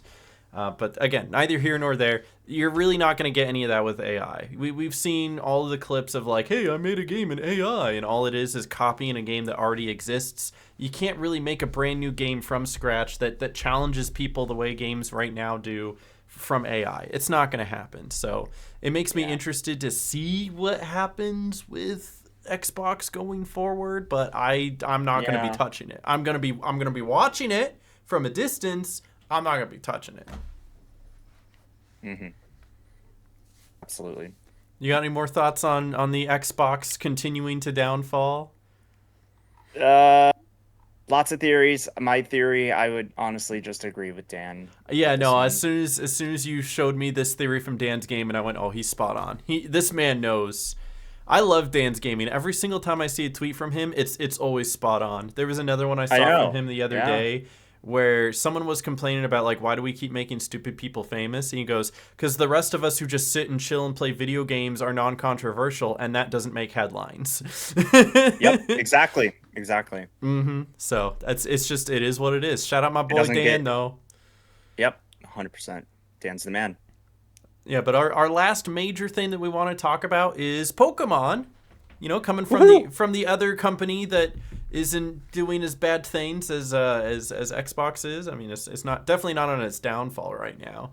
No. Matter of fact, Switch 2. I think Switch 2 is actually performing pretty well. I don't know if you saw the whole discourse over the past like month or so where someone was talking about how like the Switch 2 had a terrible first year of its life cycle, and everyone's looking around like, are you stupid? We got a new Metroid Prime. We got a new Pokemon Legends. We got a new Donkey Kong that was one of the best games ever made. It was contender for Game of the Year and probably has one of the best third acts in all of gaming. Like, what? Where are you looking? Right? Like the Switch 2 is actually doing pretty darn well right now. And I mean, just the fact that I have a Nintendo console that performs actually like up to par with like other consoles is so refreshing. Oh, absolutely. Pokemon is a franchise that continues to thrive, and in fact, Pokemon Presents is coming up very soon. In for just their a couple 30th of days. anniversary. Yeah. So it's the day after this goes live, and of course we have a lot to share about that, plus our own predictions. So let's go into the 30th anniversary sharing here first, as they have a unique logo. That's the word I'm looking for. It's a logo for all. Why don't you click on the link for? Let's go ahead and click on the link. They have a unique logo for. Is this literally every single Pokemon? It's pretty much every single. Almost Pokemon. Like literally all 1,000 and. They had to go in and design all these logos, even for like the Iron Valiants of Paldea and everything. Like Tinkaton. The middle evolutions of Pokemon that you would never see, in between Sprigatito and Meowscarada. Like who remembers Florigato, right? Who was looking for that one? Hey, a lot of people might look for that one. They might. I don't know. Yeah, I don't know. You never know. But it's impressive they made logos for pretty much every single Pokemon in existence to celebrate the 30th anniversary. And the 30th anniversary is exciting for Pokemon fans. It's going to be really cool to see. I gotta find Glaceon. Yeah. There it is. There's my Glaceon. Oh. And he got it all blown up like in beautiful quality. It looks so cool. It looks so Since good. 1996. Can you believe Give me Pokemon. that? Which Pokemon do you want to see? Okay, I'll come up with a random one. Let's see P-Dove. There it is. There it is. There's the little dove. I love him. They literally have it for every single Pokemon, and that's pretty cool. And you know what? They didn't use AI to do it, probably, hopefully. Nope. I don't think they did. Nope. If they did, it's getting harder to tell, but it would be an uproar. It would be an uproar. You know, no, Pokemon the community Pokemon uses company's been uproar. pretty. You know what I've noticed? I would draw this parallel to how Toontown used to work, right? Where like the Pokemon company does such a good job of putting 1,000% effort into everything outside of the games. And that's kind of how like Toontown used to be back in like 2016, 2017, where like 1,000% effort into everything outside the game. Yeah. Toontown does way better now, but like it just seems like that's the road Pokemon is on right now, where they will do this. They will hand draw every single one of these logos, and then they're like, we'll put a little bit of the budget into the actual video game. You guys will buy it anyway, right? Yeah, you don't need all the Pokemon. It'll have some They know stuttering people are gonna issues. get it, but Pokemon has like definitely had its fair share of controversies in terms of like a lot of the Switch games, because the games are playable on Switch 1, and not only performance but graphics, and it's been a long-standing thing. So people really have their hopes up that if another mainline Pokemon game is bound for the Switch consoles, that it really stands out. And yeah, we'll see what happens on February 27th at 6 a.m. Pacific. Will you be watching it live, Aaron? I'm going to attempt to watch it live and then immediately go from that into my Resident Evil Requiem playthrough. That is my plan for that day. So I will be live all day, and I will need a pizza to keep me nourished. But yeah, they even got the logos like at the local train stations in Tokyo and Japan. I just missed this. They didn't release the logos. There. I was just there. They didn't have the logos out yet. But you could see the Hoenn starters, the Sinnoh starters, all the different starters. I love that. Yeah, and literally you'll find that all over Japan. Now, when I was in like Taiwan and Japan, there were a number of like video game related ads on the metros. The one Pokemon thing I did see advertised a lot in Japan was Pokemon Pokopia, which comes out next month in March on the Nintendo Switch, which is like that cozy Animal Crossing like Pokemon game essentially. Yeah, with the terrifying Ditto. Yeah, with the terrifying Ditto. I love the terrifying Ditto. Yeah, so it makes a lot of sense that they have like Pokemon 30 logos all over Japan right now. It's going to be very exciting to see the presentation. Do you have any predictions for that presentation? Like not just for like the Gen 10 specifically, but like overall. Yeah, I'll get my hopes up for Gen 10. I'm hoping we get more information on Pokemon Champions, because they announced this like battle-oriented video game that is like, I would say hopefully they take into the World Championships in the future as like the mainline video game battle game kind of thing. Hopefully we hear some more news about like, I don't know, anything that comes to ZA, any events, maybe some Scarlet Violet Terra raids or something. Like the usual suspects. Probably some Pokemon Go news as well. They have news for everything. So maybe we'll see a little more Pokemon Pokopia as well. Something to note that I have heard is that this upcoming Pokemon Presents is like over 20 minutes long. And a lot of people are like, oh my God, that's such a short amount of time. But if you actually look back at some of the other Pokemon Presents, those are probably like 12, 15, 16 minutes. So this one's really actually been on the longer end. Yeah. They do. So there's actually a lot of room for a lot of coverage to come out of it. At 20 minutes, you think everything getting 3 to 4 minutes. That's like 5, 6, 7 big events that they're announcing. Stop. Anyway, what if I told you I had all of the... I didn't say it. What if I told you I had all the leaks for the Pokemon Presents right here because my dad works at Nintendo? Your uncle works at Nintendo? That's no, my crazy. dad. My dad is my uncle. Your anyway, 3 straight hours of boring mobile stuff? Can't believe yes. in 20 Pokemon minutes. Masters, yes. Pokemon Masters sex. Let's go. New Pokemon Go raid events. You called it. You definitely called that one. I called it. Probably Pokemon Unite something. Yeah. Yeah. Then we got Pokemon Unite Crazy Style Hollowware. You saw that one coming. Yeah. Then we've got Pokemon Wind and Pokemon Waves. That's what the leaked names of Generation 10 are going to be. Game key card only. Oh no. Guest composer, The Living Tombstone. Wow, that's got to go hard. That's awesome. That's awesome. Wind Waves DLC Chapter 1, Character Customization Upgrade Pack. Winds and Waves DLC 2, Graphical Upgrade Pack. Gotta pay extra for it to look good. Gotta pay extra for the graphics, yeah. 30th Anniversary Limited Edition Switch 2. I could actually see that one being real. That would actually go hard. That would probably go hard. That would go hard. Yo, Lucario? They just got Lucario? Let's go. My goat. Pokemon Legends ZA home support update, which I actually could see that also. I think we might actually get something for that, because you actually can't transfer your Pokemon right now from home to ZA, so I assume we'll hear something about it. Yep. And they are going to eventually they are going to eventually have home support for Fire Red and Leaf Green as well, from what I heard. Not on release, but like eventually. Cool. That's cool. Pokemon Fire Red and Leaf Green price increase though. Detective Pikachu 2 trailer starring Jared Leto. Let's go. Not Jared Leto. Oh my spin-off gosh. segment with Pokemon Mystery Dungeon Explorers Kiwami. I think that's Pokemon Poketopia 2, even though the first one hasn't come out yo. yet.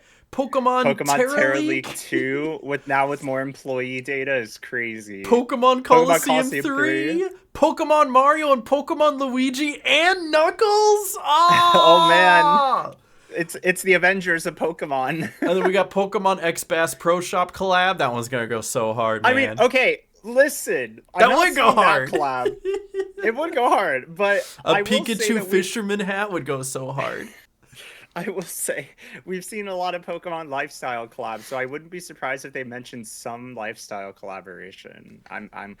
More budget cuts. More and Hollow budget Knight cuts. Silk Song. Hollow Knight Silk Song finally being announced. I can't believe it. Okay, yeah, this is fake. I don't know who I need to tell I'm that actually to. But this I'm is... actually curious how much of this is actually going to come true. I mean, there's a couple of them that I'm like, okay, that could actually be real. That could happen. It could. Even like the unassuming ones, like the game key card only, I don't want to say would end up being true, but it's something I could see my being true. God. But things like the Oh, Pokemon man. Legends ZA home support or Lucario. Lucario. Hey, maybe they'll throw something in on the anime. You never know. You never know. never But know. along You the never same know. veins, we do know that Pokemon, Winds and Waves, is that what it's being called? Because that's what the leaked a couple idea times. is. Who knows? Here is the We don't know for Screen sure. Rant 7 most likely things that are going to come with the announcement of the new Pokemon Gen 10. Some of these are like, okay, that's interesting, and some of these are like, well, duh. But anyway, we've Oh got my God! Pokemon. It's Ash Ketchum. It's Ash Ketchum. Ash Ketchum. He's gonna be coming in back to Pokemon. the anime. He's coming back, everybody. But we got Pokemon Gen 10 will release in November of 2026. Now, I think Well, we I mean, all like, assume it's going to be listen. sometime later this year. It just lines up. They So, always do I it in mean, the fall. If there is a new gen, it's probably gonna be October, November because it's always in the fall. So this, Mhm. if there is Gen 10, that is a likely. They always Yep, aim for the holiday article season. gets It always does numbers. Because when was the Yep. last one, Scarlet Violet? Was that October or November? Because we were just talking about it last week. It was on the same day of Yeah. the Toontown update. That's right. Yeah. So probably November-ish, if not October, December. Most likely November. Yep. Gen Most 10 will likely be a November. Switch 2 exclusive. I could see that as well. I think whatever they're I could planning see probably that. won't be good enough for the Switch 1. And they're going to try to Yeah. push people onto the new hardware. Probably a Switch 2 exclusive. Completely see that happening. I see that happening too. The title will be Wind and Waves, Pokemon Wind, Pokemon Waves. I don't know where this came from. I don't know who started it, but this is just where I've been seeing it everywhere. A lot of people The initial seem- leak suggesting Gen 10 would be known as Pokemon Wind and Pokemon Waves was interesting, but plenty of other leaks have claimed to know the name of the new Pokemon games in the past. Since then, though, other leaks have suggested the same titles, and it's gotten to a point that most fans are just assuming this is indeed what the Gen 10 games will be called. It'll be strange if Gen 10 games are announced on Pokemon Day and aren't called Wind and Waves, but it could happen. You never know. I guess we'll see. So maybe it'll be called Wind and Waves. Maybe it will not. We will have to wait. I don't and see. know. A I can see Pokemon Waves Wind and would be Waves interest- being one just because of the fact that like the first thing that jumps to my mind with like Wind and Waves is like Lugia, right? And they're probably gonna do a Right. brand new like cover box art Pokemon. They're probably gonna expand with new Pokemon. They always do. But like it I'm would just be thinking cool to what kind of they're- see it reference some of the older Pokemon too. Like, what would those titles be inspired by? Like, what region? Like, where would they draw inspiration? Would it like I from would what I part would of the probably put it world? back in like Hawaii. I could see it. You think so? Mm-hmm. Especially They like did- with if it's Wind and Waves, it's probably on islands or something like that. That's true. They did do Pokemon Worlds semi recently, like back in Hawaii. So I guess And you would think never Wind and know. Wave, so the legendaries would be like a flying legendary and a swimming legendary, one from the sky, one from the sea. That's just none of that's on this Another list. This is Ho-Oh me and going off Lugia. of purely just the purely title. speculation. Yeah, Mhm. I mean, that's why they Lugia could. jumped into my head right away because I was like, that is Yeah. the Pokemon of both You- the wind and the wave. Yep, you could. I mean, you could see a complete 180 happening here with Pokemon Presents. We just don't know for sure. It's gonna be it's gonna be like Pokemon desk and Pokemon chair, you know. Pokemon Ice Desk. Pokemon Toon and Pokemon Town. Let's go. All right, but number 4, a reptile starter for Gen 10. I feel like Ooh. there's a pretty good chance because like every other Pokemon game, one of the starters is a reptile. That's just usually the way they go to diversify it. They'll have like a cat, and then they'll have a reptile, and then they'll have... It seems like it says that the leaks seem to disagree on what kind of reptile, but apparently there could be one. It's interesting to speculate, but I guess you never know. Have we really not had a reptile since Trico and Cyndaquil? No, it depends on what you consider a reptile. We had the alligator in Fuecoco, right? Like he's scaly enough. It counts. Yeah. They even say that Gen 9's Fuecoco, right? But I don't know if you saw any of the leaks. I kind of skimmed over a couple things. I didn't want to like completely spoil anything for you, especially since I know you love being surprised. Yeah, I want to be surprised when the news drops. Go ahead, finish your thought. The only one, I was just gonna say that I didn't remember seeing a reptile, but the one that stuck out to me, and this again could just not even be real, is a raccoon. And I think that would be really cute, like a little raccoon starter. Because do we even have a raccoon Pokemon yet? A raccoon Pokemon? Or even like a Tanuki Pokemon, right? Anything like that? Careful Googling that because it might pop up with leaks. No. What came up for me was actually we have Zigzagoon. You're right. We have Zigzagoon. We have Generation 3, and he's trash. He's lovely in my heart, but he's trash for battling. More so, I would also say like the Galarian form, where it's like the white and black color, which then evolves into Galarian Linoon and then Obstagoon. So I mean, that's maybe as close of a raccoon Pokemon. Like even there's a Reddit thread where it's like, I realize there's no raccoon Pokemon, but Zigzagoon is like a raccoon dog, so you never know. Fair. It's like a lot of animals mixed into one, so that's as close. But I think a raccoon Pokemon would be cool. Cute. Zigzagoon is as close as we get, so and maybe we'll get a reptile as well. So then we've got underwater exploration will be part of both games. Kind of takes you back to what, like Ruby, Sapphire, Emerald, where you could use dive and go underneath the water. And it's a cool idea. I mean, because it mentions here like new Pokemon Snap, we got to do some underwater exploration. So like maybe they could do a whole game about it. I think it's interesting for them to go through with a theme like this if it is true. Given like we recently had semi-recently had the Alola region kind of pop up, so with a couple different games, and that's very like tropical island heavy. So if they did another island theme, it'd be very interesting given how Alola is already like island themed. So I don't know. The starters will follow the same water, fire, and grass type. Wow! No way. That's crazy. Really pulling that one. They really came up with a new one there, didn't they? Next. But it's funny that you say that because a region full of islands very well could be what we're looking at. And I was just thinking about that with like a Hawaii region. And larger than anything we've seen in Hoenn or Alola. There's that. We've also the anime has also kind of tapped into this a little bit with like the Decalore Islands or the Orange Islands or things like that. So, but I don't think they've ever done a region full of islands. So that could be interesting. We don't have to wait much longer to see if these leaks are accurate. No, we do not. It's just another day from when this goes live. So exactly. Yeah. I'm really stoked for Pokemon Presents. I feel like anytime there's a Pokemon Presents leading to a new generation, they never really miss. It's always really exciting. And I mean, because like even if it's a little bit unexpected, like the Pokemon Legends EA game that we like when that got announced, people might not have been expecting it because people were like, "Oh yeah, Unova remakes," right? Like that's another that's another thing that people have been interested in.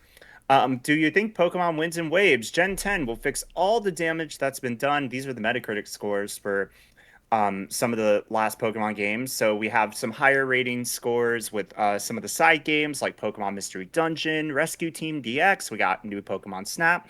Let's Go Eevee and Pikachu were pretty decently received. I like Legends Let's Arceus Go was Pikachu super fun. And Eevee. Yeah, and then Legends Arceus was pretty highly rated, and then ZA has had some mixed reception. Brilliant Diamond, Shining Pearl has had some mixed reception. Scarlet Violet and Sword and Shield, just a lot of the hatred from the graphic performance. I think I really hope that like Pokemon Gen 10, if it does come out, really does fix a lot of the perception of the Yeah, and I recent think there Pokemon is like Switch a games. deeper understanding going on here, and I know you'll probably agree with this as well. And one of the reasons why I've kind of subtly talked about these things leading up to this point. Number one, about like the heart and the art, and number two, like how I just don't think people really understand, like, or I don't really take ratings to heart because gamers don't even know what gamers want. This is a case in point where like Sword and Shield first came out, everybody loved it, everybody hated it, everybody went back to loving it. Pokemon Scarlet came out, and there's so much mixed reactions. Pokemon Diamond and Pearl, people were begging for Gen 4 remakes. They got one, and then they decided they didn't want it, and so they rate it badly. They didn't like the chibi, but people are complaining and saying they want to go back to like the 2D instead of the 3D. Legends Arceus, I think, was just a good game. I think it came out, it was fresh, everybody loved it. Pokemon Legends ZA came out, and overall is a good game. It just had some cut corners. I don't think it's a 4.7 bad, but definitely a lot of people dunking on that. I think Let's Go Eevee and Let's Go Pikachu are fine at a 6.4. And truth be told, I don't think 6.4 should be looked on negatively. If you look at a scale of 1 to 10, 6.4 is pretty decent. If you really think about like the food you eat on an everyday basis, most of the food you're shoveling into your mouth is like a 4 to 5 out of 10 type of food. So when you put a 6 out of 10 in your mouth, that's pretty good food. So why are we thinking video games that are 6 out of 10 or not? Also, I can't hear you anymore. I lost audio on you. I was muted. Sorry. You were muted. You're going like this though. You're like, accidentally it's all good.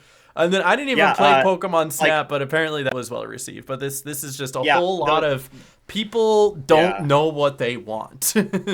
I mean, and not to mention the first reply here says, I only see review bombing. The sales are strong. And I think that's like the big thing, regardless of I mean, people are how going to buy the Nintendo community- and Yeah. Pokemon no matter what, right? Yeah. So I'm hoping that like, we don't get as scuffed of ratings like for the next big main series Pokemon game. So and I hopefully, think- even the side things like Pokemon Champions like also performs well. So fingers crossed on that. I think no matter how good Pokemon Winds and Waves are, this is my hot take. If it's good or bad, it does not matter. I think it will still review poorly with people who play it. Maybe not game critics, because game critics, if you look at a lot of these, game critics actually do rate them a little bit higher. All of these scores that you're seeing are the I would user hope so. scores. Yeah. So if we actually, I'm gonna like take a little detour on this if we can. Okay. Why did Twitch Yeah. just open? How did I open? Why Twitch? not? You I don't gotta know. watch your favorite streamers. Legend ZA Metacritic, because if I remember this correctly, even though it's lower, right? The actual like generally generally favorable Yeah. with actual critics, right? So that's the kind of the thing. It's the review score that's down. When critics, the people who are paid to play video games, whether you think they're shills or not, usually definitely not by Nintendo. Nintendo's not giving money to nobody to play their games. That's for sure. Yeah. They went through and did the checklists of here's everything that makes the game good and here's everything that makes the game bad, and then people who actually played the game decide to hate on it because it's not what they anticipated it to be, or they're comparing it to something prior. Do I think it's the best Pokemon game made so far? No, I do not. But I don't think it's 4.7 bad, right? Yeah. So it is such a far and few thing to try to take all of the user scores and say exactly if a game is good or not by that. And the other way around, you can't even say due to critic scores either. Like, it is so hard to say whether or not a game is good or bad purely off of the review scores by people. Even Pokemon Scarlet and Violet got a 7 out of 10 from critics, which, still makes it decent. That is a good game in most criteria, and it's just the user scores that are generally unfavorable. So it just is what it is. I don't think Pokemon fans truly know what they want from a Pokemon game, and they'll all keep demanding different things, pulling back and forth, because when you try to appease one side, the other side hates it, and then you try to appease that side, and now this side's going to hate it. There is going to be no winning with Pokemon until they finally settle down and stick to one formula, or until it just kind of levels out, right? Like, I just don't see them winning anytime soon. Well, you never know. We'll find out on Pokemon Presents Day if they Mhm. come out with an absolute banger that the whole industry talks about. So I think if anything, for them to somehow gain favor with the fan base again, they need to completely flip it on its head, change a lot, and make it which is right. what they tried to do with ZA, and then Well, people didn't like that. ZA follows up with Arceus, and they just had less than what Arceus had, and that's why it was unfavorable. Because I don't think it was a bad game. It was just when you compare it to Arceus, it's less than what you're getting from there. And that's why. But that's why when Arceus came out, that one was so well received. It was something new. It was something fresh, and it was done so well. I think if ZA came out first and then Arceus came out second, ZA would have been better received. That's what my opinion is. Because there was nothing to compare it to prior. Exactly. Yeah. So if they come out and they keep doing the same old thing here, and the new Gen 10 is just like Sword and Shield and just like Scarlet Violet, I think it's going to be received the same way. I think they really need to do something to shake things up. Kind of like what they did with... Yeah, if you remember, like, when they transitioned from, like, Black and White into Sun and Moon, it wasn't that big of a difference, but it was a big difference, right? Like, it stopped being so linear with your pathing, and they had, like, the trials instead of the gyms, and it was different enough to get people talking, and so I just think they need to shake up like that again, but it needs to be a good shake up, so we'll see what they have. That's the hope. Got any more predictions, or do you want to move on to a game real quick? I think we've just about covered all the bases with Pokemon. I won't be live when it happens because I'm going on a day trip to a Pokemon 30th anniversary event in LA. Ooh, that's fun. I'm literally like on the plane as like everyone's watching it. So like, it's okay. I'll cover it for you. I got you. You'll be here in spirit. Yeah, when everything happens, I'll be finding out when I get there. So I'm really stoked. It's gonna be under YouTube's dime, which is cool. So nice. Yeah, they're doing like a creator collective event, and it's for the awesome. 30th anniversary of Pokemon. So I'm excited. It's literally like it's a fly in that morning, fly out that night kind of thing, which I'm glad I can do. So we'll see how it goes. All right, you remember last week how I said you want to play a game of Mario Strikers this week? I do remember. All right, so you want to do that? Yeah, I have it all like ready and set and... Oh, I don't. My Switch 2 is asleep. Let me I wasn't sure, so that's okay. I got it. You like my background, by the way? This is I'm changing up with my... So I got cool. Tails working and editing here as nice. As he's studying and listening to music.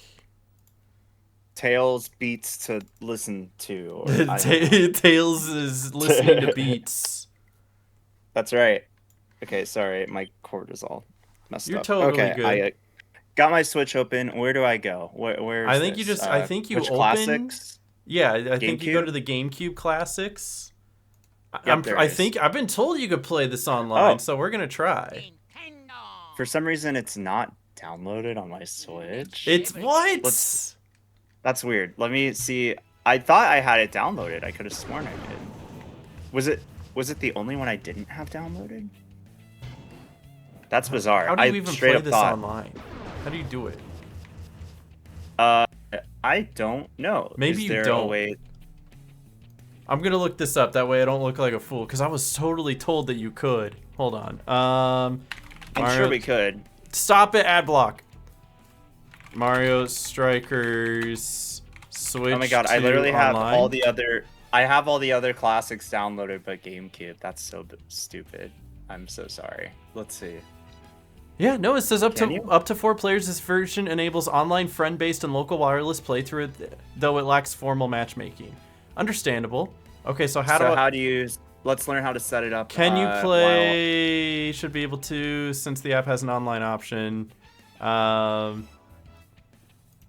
a feature where you can connect with a friend and connect a virtual controller to play online. It's not a perfect system. Do you have? Is this the main menu or no? Press the back button. Is this the main menu? Yeah, this is the main menu. Okay.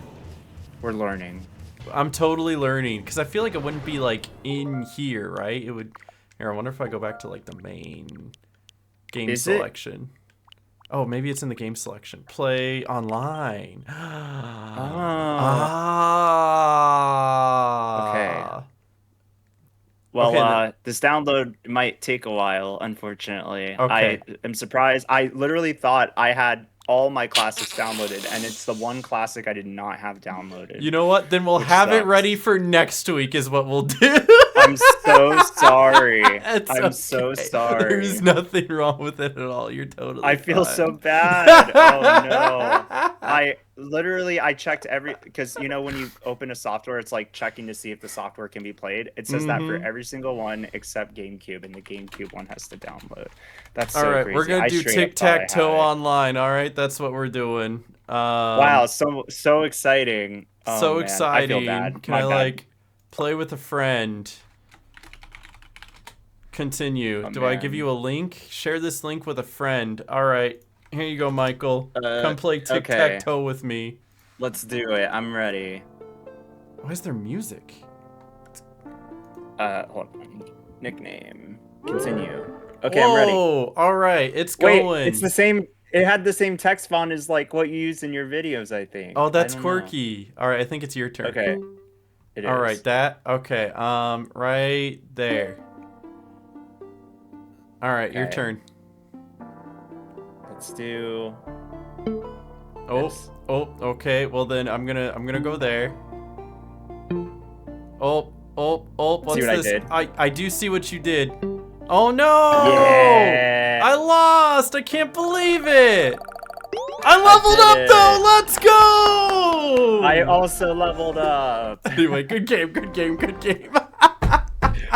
That's it, everybody. That's all you're getting tonight. That's.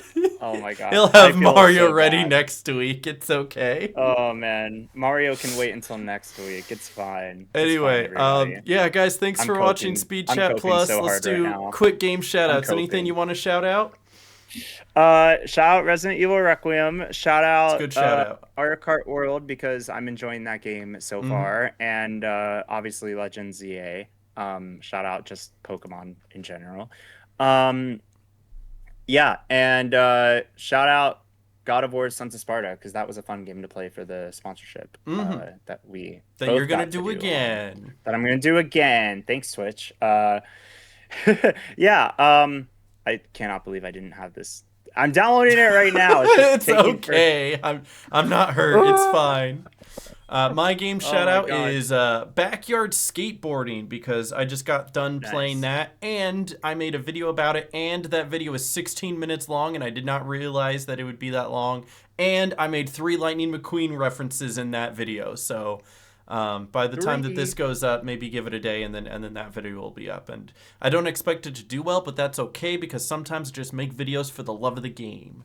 And that's what that video is. So shout out backyard skateboarding. It's a hidden gem of the backyard sports. That's right. I always love seeing your backyard sports content. It's a lot of fun. Thank you. I'm looking forward to that new game this summer. I'm definitely going to be covering it, at least the best of my ability. Hopefully we'll have more to talk about it on the next episode next week. Oh, we will. Oh, we will. I'm looking forward to it. So, And we'll actually play Mario Strikers. we will. I promise. I swear. I'm so promise. disappointed. I didn't even know. Oh, Well, man. thank you guys for That watching. gives us something to look forward to next time. Leave a like. Let us know what your predictions for the Pokemon Presents are and the new Gen 10, Ben 10 Pokemon game. And we'll 10 is the Ben crazy. 10 Pokemon game where you The go like Digimon this. edition. Yeah. It's To- Morphin time. Yeah, it's Morphin time. I become the Pikachu. All right, thank you All right, guys for everyone, watching. take care. Until next time, bye. Bye. Bye, everybody.